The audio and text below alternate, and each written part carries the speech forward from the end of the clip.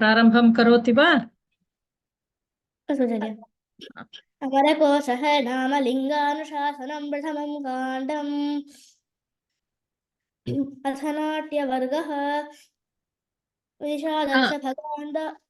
एकनिमिषं तत्र नाट्यवर्गं प्रारम्भतः वदतु।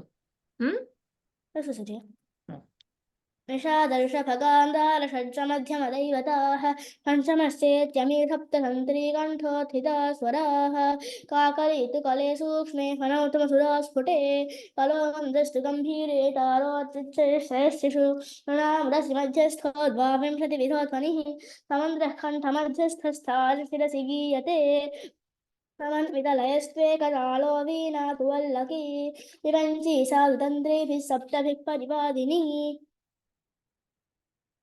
कथं मीनादिकं वाद्यमानद्धं मुरजादिकं वंशाधिकं सुशिरं कांस्यं तालादिकं गणं चतुर्विधमिदं वाद्यं वादित्रातोद्यनामकं मृदङ्गामुरजाभेदास्त्वङ्क्यालिङ्ग्योत्सकाश्रयः स्याद्यशः पटहोषः काफेरी श्रीरुन्दभिः पुमान् आनकः पटहो स्त्री स्यात् कोणो वीणादिवानरं वीणादण्डप्रमालः स्यात् कुबस्तु प्रसेवकः कोलम्बकस्तु कायोस्य उपनाहो निबन्धनम् वाद्यप्रभेदाडमरुमड्डुडिण्डिमजच्छराः विलम्बित मर्दलः पणमोनिये च नर्तकीलासिके समे विलम्बितं धृतं मध्यं तत्त्वमोहो खणं क्रमात् तालकालक्रियामाणं लयस्थाने स्त्रियां ताण्डवं नटनं नाट्यं लास्यं नृत्यं च नर्तने तौर्यत्रिकं नृत्यगीतं वाद्यनाट्यमिदं त्रयम्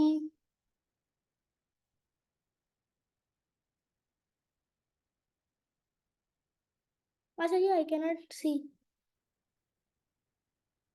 the new one. न श्रूयते श्रीरम्म। Acharya, I cannot see the new one. न दृश्यते वा? एकनिमिषम्। I cannot see the text. I cannot see the new text. एकनिमिषम्।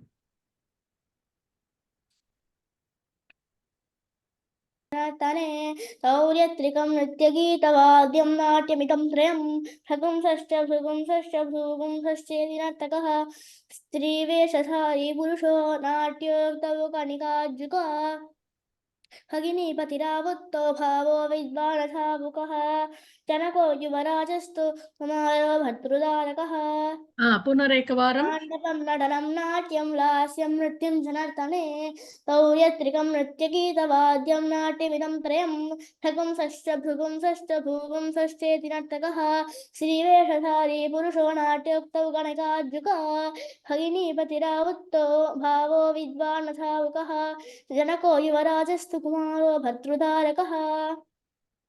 अस्तु। कथा अस्ति वा? नास्ति श्रेय। नास्ति वा? अस्तु। श्वः सर्वे भवन्तु सुखिनः सर्वे सन्तु निरामयाः सर्वे भद्राणि पश्यन्तु मा कश्चित् दुःखभाग् भवेत् ॐ शान्ति शान्ति शान्तिः। अस्तु, श्वः मेलिष्यामः।